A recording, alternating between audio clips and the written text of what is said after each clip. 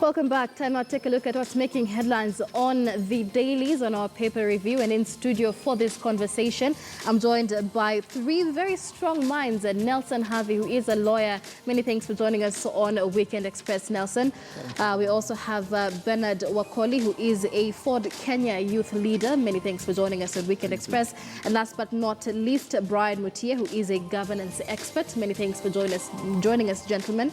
So let's begin with us making headlines on the dailies this morning, and to begin with the Saturday Standard.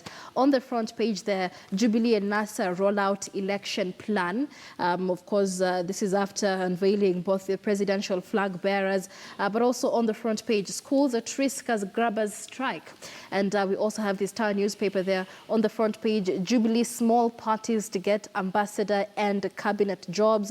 And of course, sheep brings Mexican maize, but prices to remain high. Sure. So we'll be discussing that later on. But let's begin with the Standard newspaper.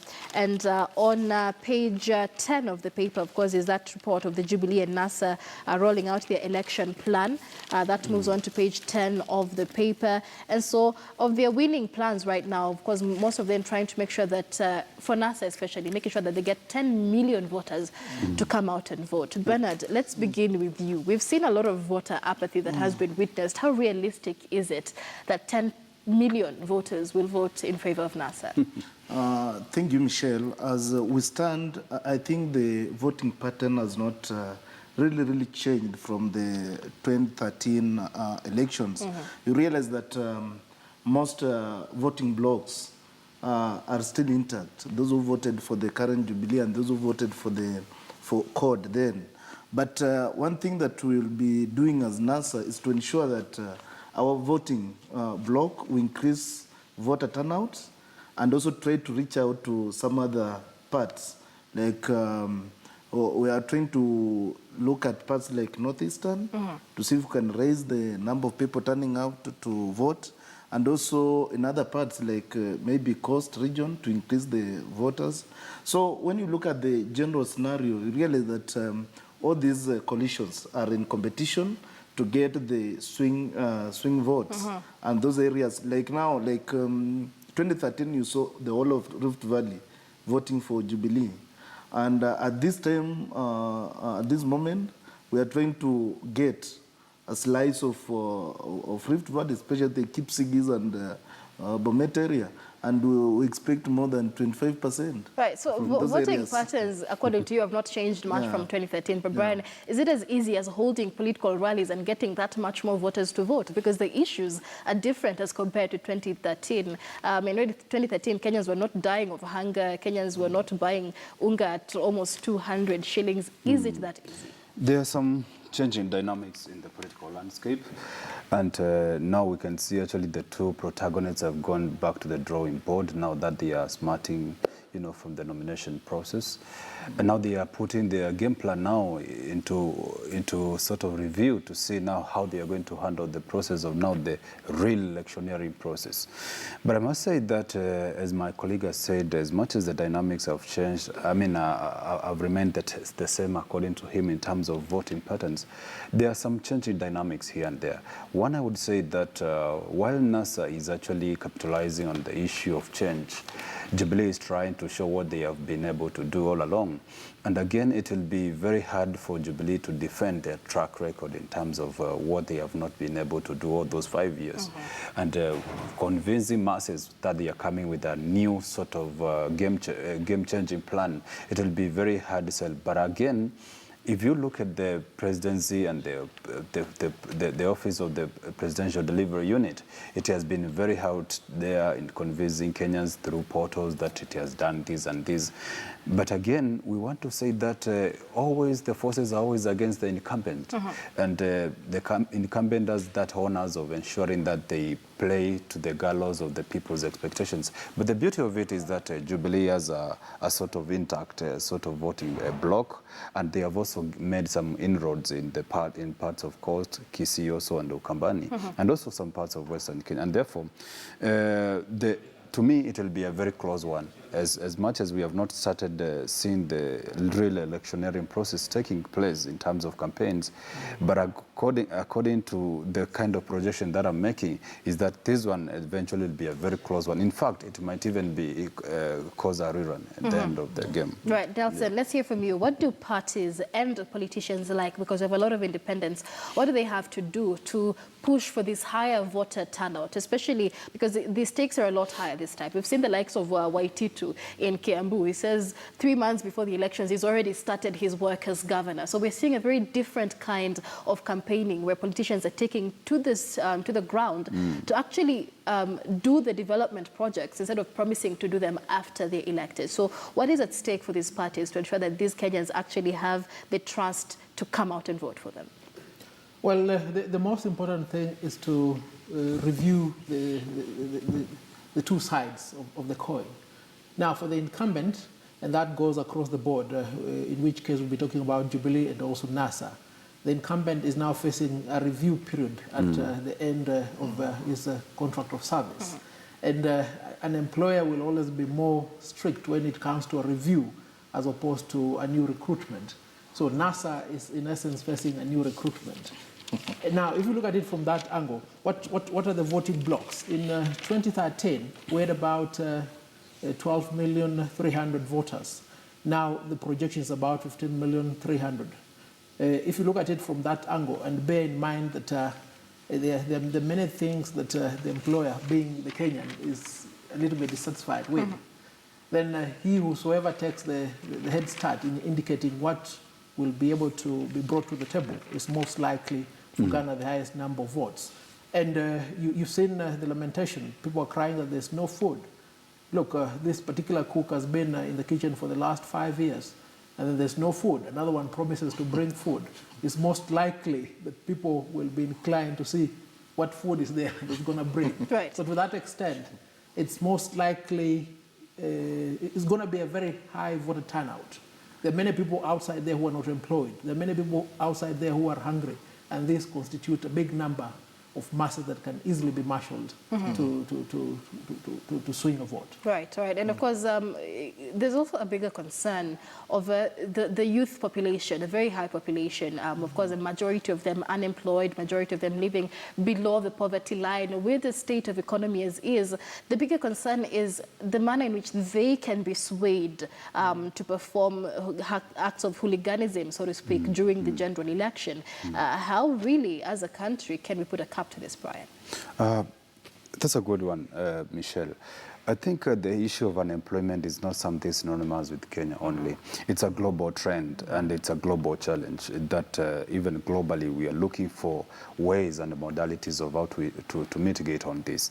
But again, in looking at the history of Kenya, we have also been grappling with the same. From the governments that have gone, I mean, previous administrations, they've still been fighting the same. Even the guys who are also in NASA, most of them were in part of the governments that have gone. And claiming this to be a Jubilee's failure alone, I think it will be just being unfair because as much as we are talking about NASA, the leading protagonist in the name of Raila, he was there in the Nusu Mkate government. And with Kibaki, there was nothing much that came also. With the promise that came with the Jubilee also, we anticipated to see a huge surge in terms of the numbers that are of employed people. They have tried, but they have not really hit the ceiling. So they are yet to up their game. And to me, the issues, the challenges that grapple any sort of existing administration, they are issues which any government which is coming will always talk as if they are coming with the durable solutions or instant coffee. But when they start now, the real implementation is where they find it tough to live to the world that they were actually propagating during the campaign process. And therefore, it's a matter of actually trying to find the right people to infuse in your system in terms of governance. Most of the politicians in terms of government structures would want to embrace politicians in terms of ensuring that they please the electorate. any sound government will always want to work with the technocrats, people who would bring some sort of value in the systems, and people who would straighten the systems as well. But coming and working with the politicians in the name of enticing or making sure that you massage the egos of the people as far as the electorate is concerned is the wrong approach. Right. And we will continue this discussion just now. But just a recap of breaking news reaching our newsrooms this morning. 19 people have been confirmed dead after a Busia-bound bus collided with a trailer at the Mberuk area along the Nairobi-Nakuru highway. That is news that has reached our newsrooms just a few moments ago. 19 people have been confirmed dead after a Busia-bound bus collided with a trailer at the Mberuk area. And the accident occurred just after 3 a.m.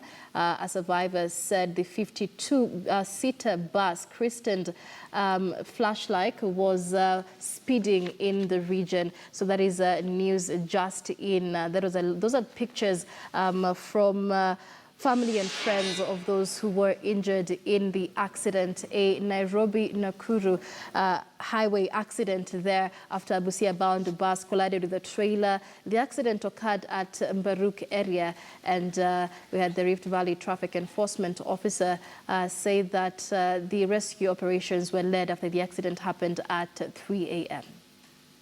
Nani driver. After kubishana nani driver, driver mwenyewe akarudi akalipwa.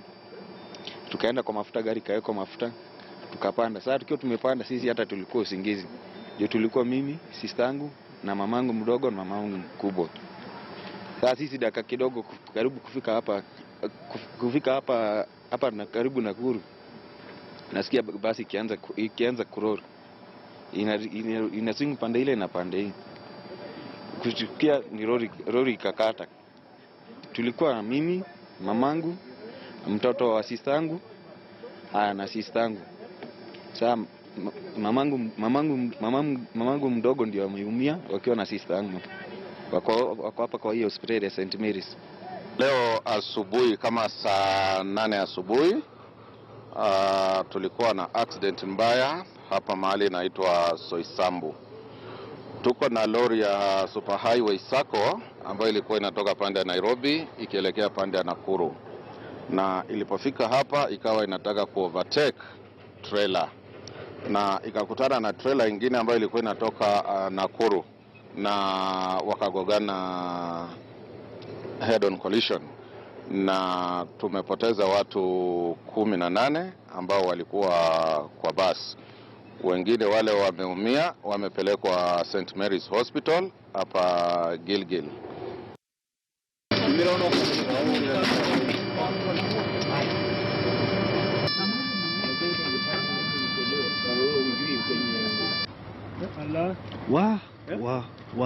Dereva ndio huyu. Ndio huyu.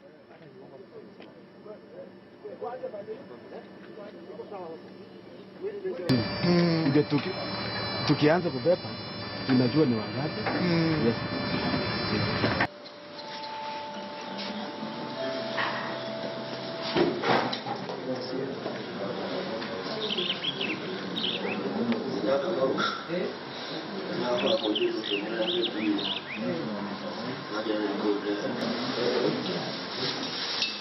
Daktari,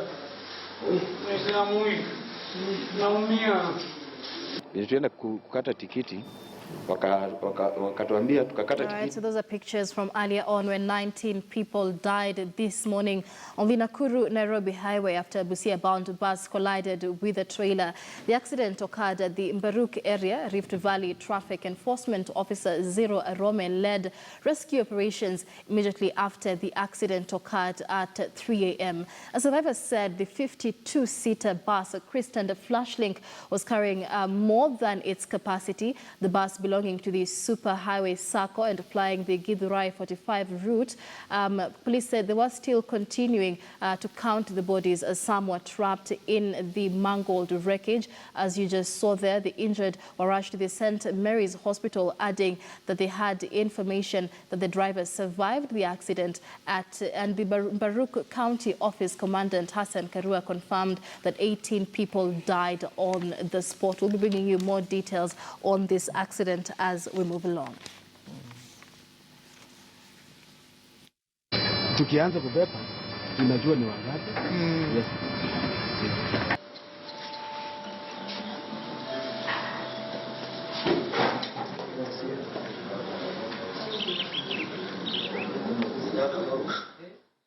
And in the studio, we continue with our newspaper review. And on page 10 of the Standard newspaper, gentlemen, at the bottom there, an article, it's the season for pollsters, but will they get their numbers right? And of course, as is, we have an influx of independent candidates. We've got 18 presidential candidates. And as it is, we know that polls are subject to manipulation. Sure. It's as easy as financing a poll in your favor. Absolutely. So, Wakili Nelson, your thoughts on what we're likely to see? Because this is the week we're likely to see polls start coming out. I think much earlier we had IBC making threats to stop an attempt for parallel tallying. I think if anything is to go by, I think the IBC and the Minister of Internal Security should ban polls because they tend to be influenced, they tend to create unnecessary anxiety. Well, I think they are not credible. Anybody basing this projection on polls is most likely to be disappointed. Right. I mean, but to an extent, I mean, look at the U.S. presidential election, and many would argue that the pollsters were off, but technically they were not. Hillary Clinton did win the popular vote by about 2 to 3 million votes. So, I mean, Bernard, let's talk about these polls and whether they will get the numbers right. Okay, Michelle, I'll start from where we left at before the break, where we were talking about the current political scenarios. And I'll bring you to the attention that Kenyan politics has not really matured to the level where people are discussing issues and ideology. People are mobilized along a number of issues like ethnic, you know, it's like us versus them, you know. So when you come back to the polling, I recognize polling is supposed to be scientific, and it should give projections that are really can be trusted, can be, you know, validity of it, can be put to test and proved to be right. But in Kenya, when you do polling or if you go to the streets and start, you know, interviewing people whom you prefer, you know, such kind of comments, the feedback that you'll get from the interviewees is based on the who is there and which community or which tribe do I come from. Right. They are rarely, you rarely get an objective feedback or view. So it depends with the where you are going to interview, where you are going to carry out your polling. When you meet a group of 10 people from Kiambu and you ask them, who are you going to vote for as a president? Of course, you'll get a definite answer. It's Uhuru Kenyatta. If you go to Nyanza and ask, who are you going to vote for? So sampling is very important in carrying out these processes. And we expect maybe, as my friend, as Nelson is talking about banning, but I would really say we give them benefit of doubt. Right. Because, So the traditional... in a normal scenario, we expect them to be objective and give us statistics that can be relied on. The traditional strongholds are one thing, and the traditional voting patterns are also one thing. But again, referring to the U.S. presidential election, another phenomena we saw, which was you know, something that has historically happened also, is that we had black people who were not very willing to disclose in public that they were going to vote for Donald Trump. And you know, that is a phenomena that also was reflected in the polls, because then many of those answers were not reflected in the polls. But when it gets down to the actual voting, it changes. Now, traditionally in Kenya, we vote along ethnic lines. So Kikuyus will vote for the Kikuyu candidate, Luos will vote for the Luo candidate, and it's very difficult to go out in the street and ask a Luo candidate, who will you vote for, and then mention the Kikuyu candidate. Absolutely. So, you know, in terms of really getting that silent majority to speak out, are the polls going to get this right? I think while I do appreciate myself as a research and a practitioner, first of all, I do appreciate the role that research plays in the society, and I do want to disagree with my friend when he says that pollsters should be banned. First of all, the word banning, I think it's a little bit too harsh to them, so to speak. I think the correct word would be to regulate them. Yeah. Because these are private business entities that are actually also in the business of making money. But while we appreciate their role that they do play, we also have to understand that they are also subject to infringement of the political class. And any existing political organ would want to manipulate them and use them as vessels that would tilt the scales in their favor. Having said that, I think, and going back to the issues of how the conduct has to be done, where the people who are silent, who are being perceived to be silent and are not really willing to give out what they want to see their cake being baked, is an issue that perhaps has also perplexed many in terms of research, in the realm of research. And while we appreciate that they have a democratic role of, right of keeping silent and not showing what they want to incline, it would also be very prudent if researchers find a way of actually seeing how to coin the questions. For instance, if my friend is asked, and I presumably want to say that he comes from Western, if he's asked where is between Raila and Uhuru, whom is he going to vote? Definitely, as he said, he's going to say maybe Raila. But again, if you ask, whom would you prefer as a presidential candidate? Maybe you'll have now to think deep and give more varieties in terms of his choices. So it is a matter of how you sample the frame. It's a matter of how you undergo the whole process in terms of research. And it's a matter of how you coin the questions in terms of ensuring that you do not get side-looped questions or guided answers from that matter. Right. So the issue of Kenya, it is historically known that we have been duped by pollsters because they suffer from that kind of infringement. They are here to give us the right state of affairs, as far as the right state of affairs in terms of where are we actually. But on the ground, when it comes to that infringement, they are likely to give us a bias. And that's the kind of problem that we are facing as a country. All right. Of course, we'll be keeping an eye on how that works out. But let's move on to the Nation, Saturday Nation, and take a look at page 14. And that is the cartoon on page 14. So we have a politician here saying, I am the only candidate who deserves your vote come the August polls. And then the Kenyan asks, well, where's your agenda? And the politician says, wait, it's up here. Then after a while, he says, no, wait, it's down here. And then he turns again and says, no, it's actually the other way. So, an indication of the fact that our politicians are really convinced that they're the only ones who deserve the ticket, but they do not have anything to offer Kenyans just clueless. yet. Harvey, let's begin with you and where we're headed. I mean, we're just under about 2 months to the general election, and we still do not know what some of our politicians stand for. I think that cartoon defines our politicians in ways that are so true that there can be no contradiction to what is stated. And take, for instance, when President Donald Trump took to the campaign trail and said, we're going to make America great again, we're going to bring change. More often when he was being asked by journalists, especially from Fox and CNN, he said, well, I have an idea. What is the idea? It is coming. So ideally, this is what politicians are accustomed to.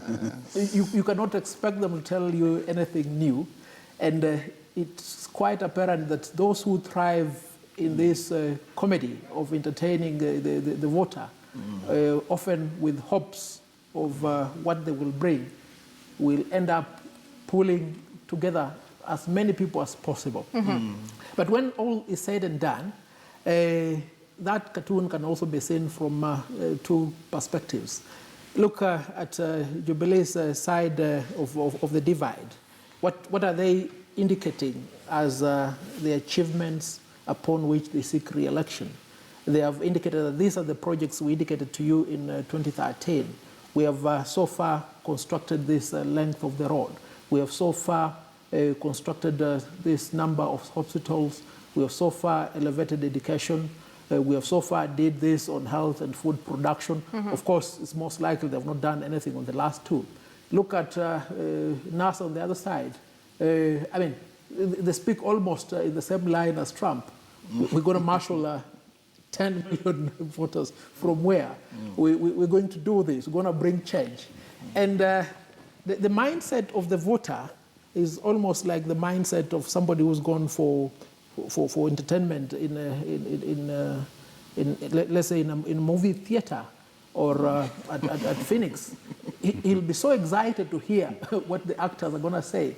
It is most likely they'll want to see the new play, not the old play. So to that extent, whoever politician comes up with a more aggravated drama in the manner set out in that cartoon is most likely to be appeasing to the voter. Wakoli, we're just about to wind up on this, but the bigger perception is that politicians are celebrities, are higher on the caliber than musicians, than TV stars. That is the nature of our politics in Kenya. Because just the other day I was interviewing somebody here and he was running for the position of MCA, and I asked him, what is the mandate of an MCA? And he could not answer that question. 2 months to the election. So, I mean, what are we headed? What are we looking at, and where are we headed right now? I think, Michelle, what is happening in Kenya is that we have actually raised the incentives that come with the politics so high, to the extent that now everybody is fighting to have that position that comes with the power, you know, stealing people's resources, you know, and all those things that comes with the being in that political position. So I think as a country we can decide to come up with the regulations that will lower the threshold and incentives of politics. When you go to, I'll talk from the perspective of rural kind of politics. There, people are not talking about ideology. People are not talking about, you know, I'm going to do this. What people are interested in is, what are you giving me now as we are standing here? Or the other day I was in Kisumu, and candidates in Kisumu are telling me here, you don't campaign. What you have is money. Right. People are interested in money. Before you start, you are on the podium, you are talking to people, you are selling your policies, people are already lining up. And in Kisumu, there's a term they call gonya, something like that. People are already lining up to get, you know, something from you. But we know what you are telling us. We are already on the line. Give us money, we go. You see.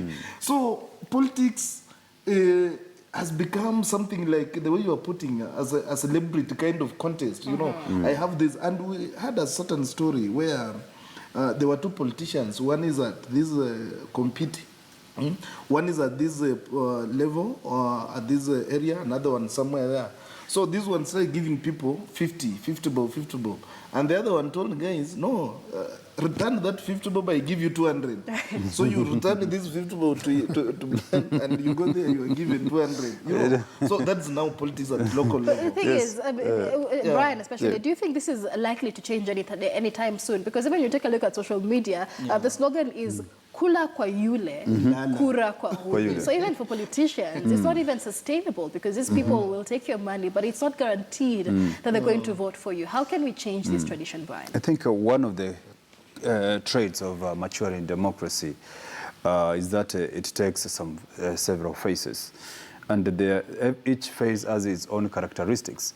We are at a situation where we have not yet achieved that maturity in terms of a democracy, where the kitu kidogo politics are shelved or takes a backstage. We are still in the rudiment stage in terms of our politics, where we want to base someone, to elect someone based on what he's able to give us, or the number of vehicles, or in terms of his fleet in the campaign that he has, or the kind of a house that he has, or the family that he has.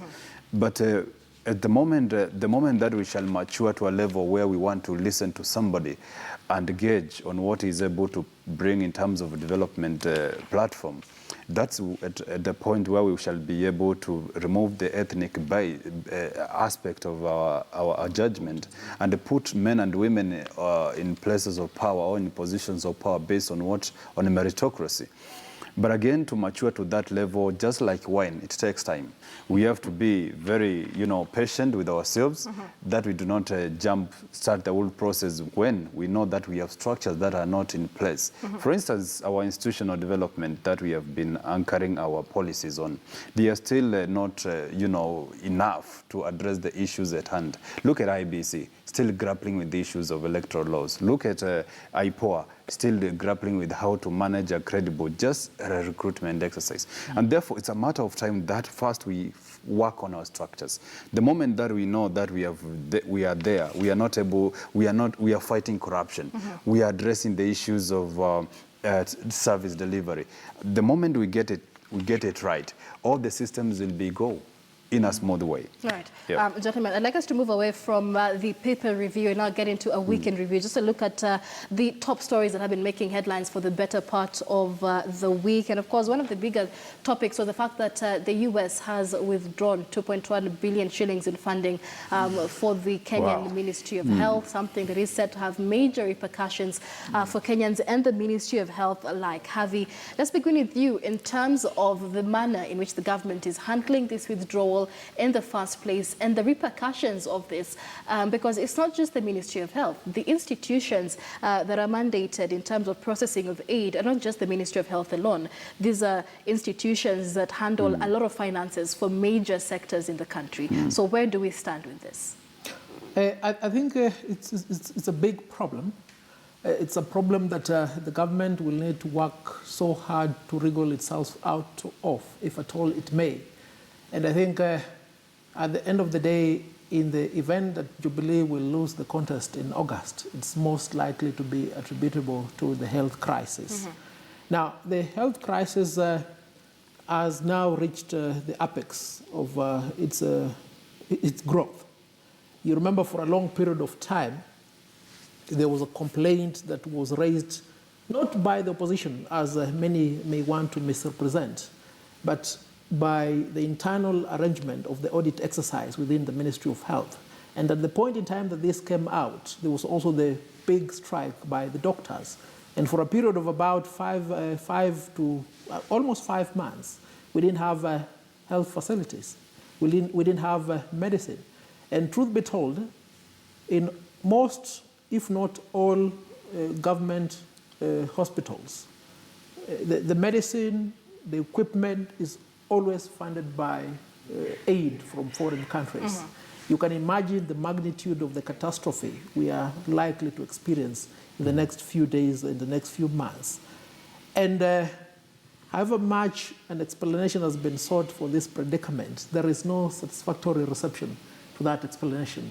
And as you said, it transcends the Ministry of Health. It goes a long way to indicate how people have tinkered with devolution to ensure that it either does not succeed or they have intentionally stolen money. It's as simple as that. Wakoli, Kenya, as it is, has the highest debt in history, and we keep borrowing more money. But then we still have these revelations that billions of money are still unaccounted for in the money that we are still borrowing from outside. And the Kenyan taxpayer will still have to pay for this money that is unaccounted for. So in terms of lending, really, do international donors, can they be faulted for withdrawing their funding to the country? Yeah, you know, Michelle, what is ailing this country is the institutionalization of corruption, where now it's like, you know, a normal occurrence. You know, people are never shaken when you hear huge amount of money has been swindled or taken by a government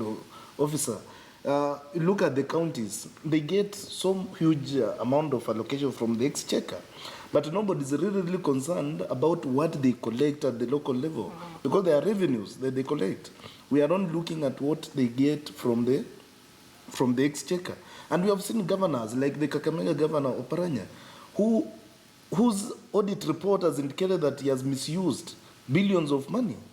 But when he is called to account for that money, he has failed, he has refused to come and, you know, to face the Senate committee.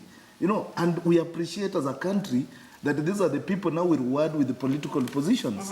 Because they have amassed, they will come, they bribe us, and we elect them. So the institutionalization of corruption is what's making all this. It's not only in the Ministry of Health. What we are seeing in the Ministry of Health is just a tip on the, you know. But all these ministries, when you start auditing and looking at how on their expenditures, you realize that we are spending so much money in people's pocket. Yeah. The other day you saw in the land ministry where officials from the land commission, when the anti-corruption committee did just a simple, you know, checking their houses, and they found somebody sleeping on 17 million. You know, it's just in the room. This is money that is supposed to be developing the economy, and Kenyans are becoming so angry with the entire system. So unless the moral value of these countries, actually people know that they have integrity, And what they are doing will come back and haunt them in the future. Because as my children, my great-grandchildren, are going to pay these debts that this country is borrowing. And if we are not putting in checks, we have a Morgan Commission here for and corruption, which actually is toothless. It's doing nothing. It can't even, it has no prosecution powers. It's just there. We see them on the media addressing press that so and so was doing. But have we seen these culprits, even the known ones, coming to be charged of the corruption? And of course, this and as a country, we appreciate them. We give them positions. After they have stolen, they come, we elect them. And they go there, they continue stealing. That poses a lot of problems. First of all, it starts with the Kenyans. Why is the Kenyan voters still voting these people back in? But Brian, even before you comment on this, the issue of corruption, of course, we've had a lot of finger pointing at the Jubilee administration, runaway corruption. But let's also note that it's not on the Jubilee side alone. We've had a lot of corruption allegations from across the divide, even from the opposition. So no doubt, corruption is going to be one of the key issues in this general election. But how is this likely to play out? Because the opposition does not have the luxury of just saying the Jubilee government is corrupt. It's also in their backyard. All right. Michelle, ever since we came into the grip of the Bretton Woods institutions, we're talking about the IMF, the World Bank, we have suffered these issues of donor support with withdrawals. But again, the governments of the day were able to find a way of maybe juggling or balancing the records and all that. But again, we seem to be missing the bigger picture while we are following the smaller picture. If you look at the amount that we are talking about here, it's 2 billion. And if you look at the amount that we allocate to the counties, Nairobi earning 15 whooping billion annually, Turkana getting 11 billion, and the order just goes like that. We never interrogate how this money is spent. And if you go to those counties which were looking dull and gloomy in terms of operations, those counties are now looking like very bright in terms of the infrastructure that has been put there. And the mushrooming of bungalows and mansionettes is something that's worth investigating. Where is this money coming from? These are the amount that we allocate to those counties in the name of 15%. That goes at the end of the day to those pockets of the people whom we have tasked to ensure that they have kept our coffers safe. But again, I'm not saying that I'm condoning the loss of the amount that was lost in the health scam. If investigations show that it was really lost, because we are yet to be given the final audit findings about how the money, as Cleopas Mailu, the minister, actually came in cameras and told us that we have to wait for the audit, verdict. But again, I want to say that this country is still grappling with ensuring that we have systems of accountability.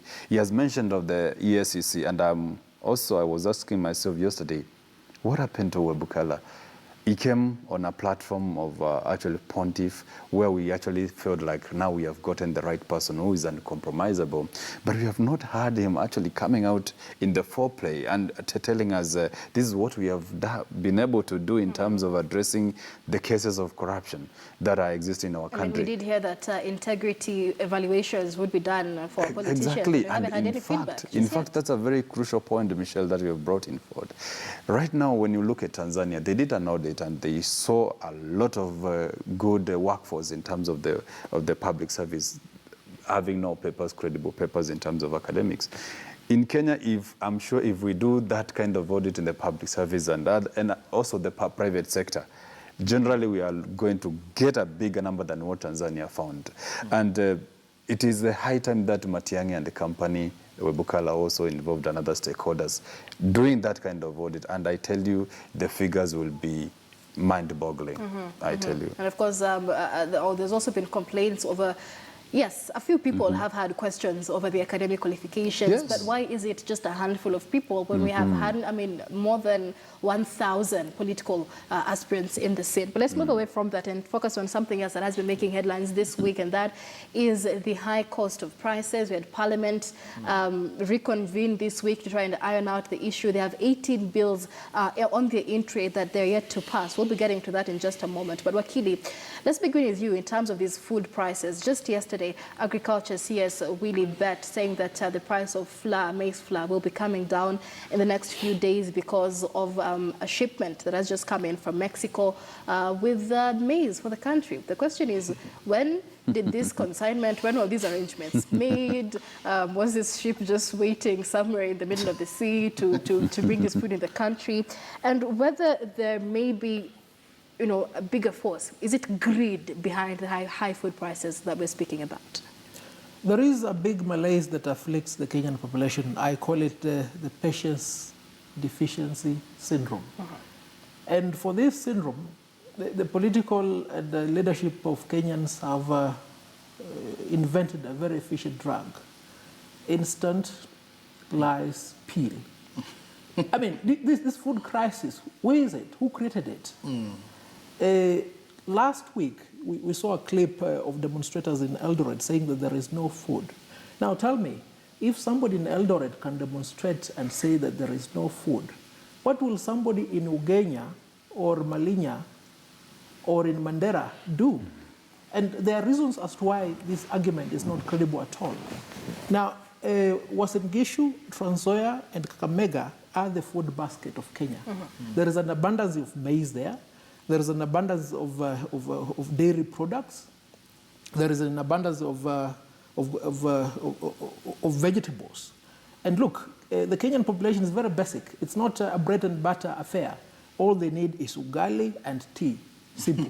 Occasionally they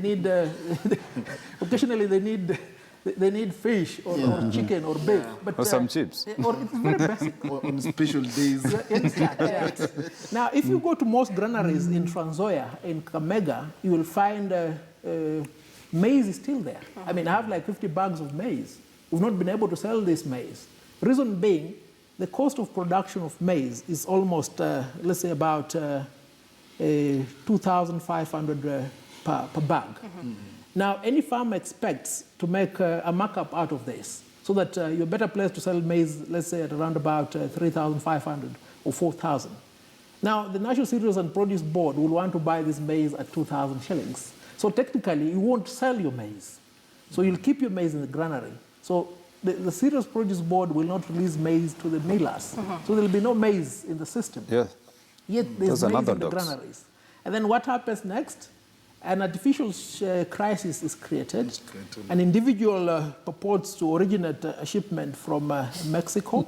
But if you interrogate it very well, it's most likely that this ship, maybe it's a ground ship sailing on land somewhere from Busia. Because I mean, this means that we're talking about issues of body. Because as it is, yes, inflation is high. It's about 11.98%. But this is not the highest it has been. In 2011, it was at its highest at about 20.96%.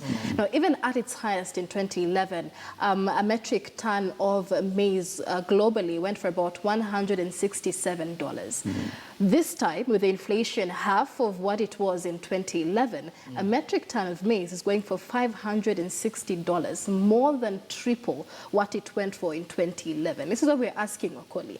Is this a man-made problem? Do we have formal retailers somewhere hoarding materials? Because even at the production level, for farmers, this is the research we did yesterday, farmers are still getting about 38 shillings per litre of milk, but Kenyans are buying milk at 80 shillings.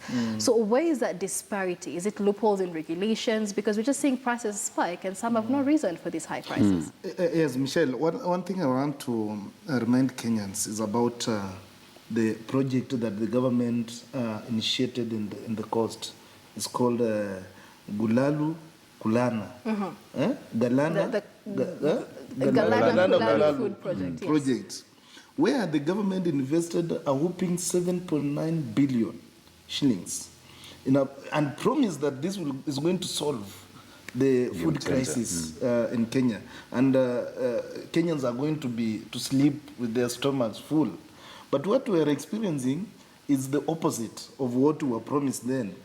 Assuming that 7.9 billion shillings was invested in farmers in North Rift, Trans Nzoia, and Western region, how much would have been the production level?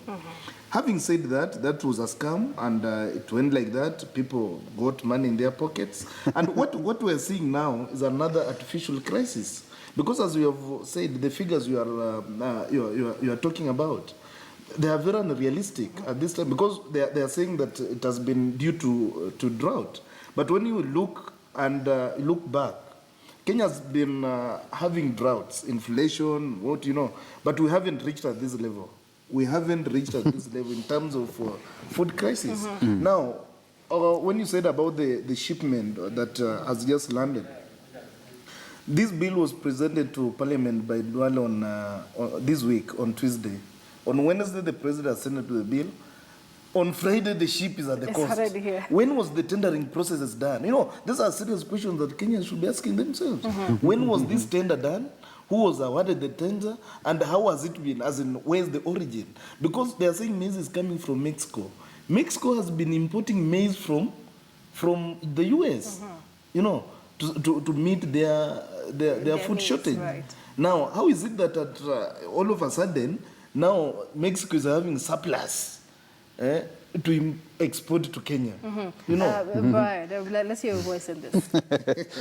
Well, I do appreciate there's a sort of disequilibrium in terms of surpluses on one side and then shortages on the other side. But we also have to appreciate that we are operating in a so-called free market economy, where, farmers or traders can actually form a cartel and hold some products for some time in the name of maximizing, and that is actually guided by greed to profiteer from this kind of aspect. But again, when you look at the issues that we are smarting from, the issues of less productivity in terms of livestock and the cash crops, I happen to be very much informed in issues to do with drought management, and I can tell you for sure that the weather patterns have not been that pleasant in terms of production. That has really seen a rise in a disequilibrium in terms of deficiencies in food production, and that has really have its own fair share of contribution in terms of the problems that we are having as far as shortages is concerned. And this coupled with the dynamics in the physical arena and issues to do with the balancing of the books, I think to me, every country at some point experiences this kind of shortbacks.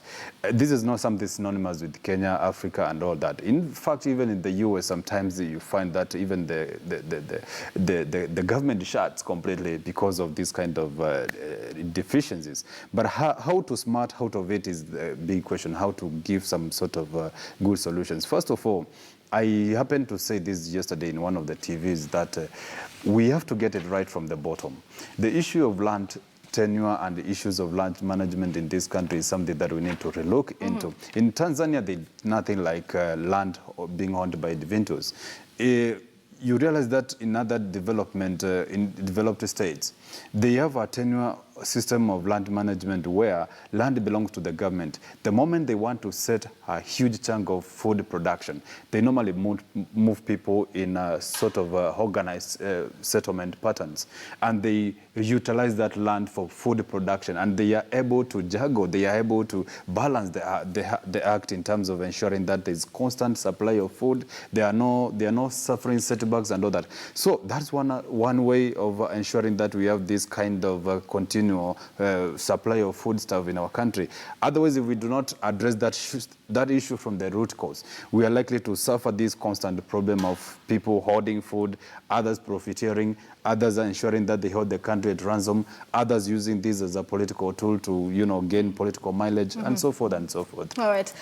Brian Mutia, Bernard Wakoli, and Nelson Harvey on our Week in Review. We take a short break here on Weekend Express, but do stay with us. The panel will be coming back with us. When we come back, we're delving into the independent candidate fever, more specifically for the presidential candidates. We have 18 contenders in the race for the presidential candidates, and we will also be discussing the presidential debate. Is this likely to change your decision on who you will be voting for? Do stay with us. Weekend Express will be right back.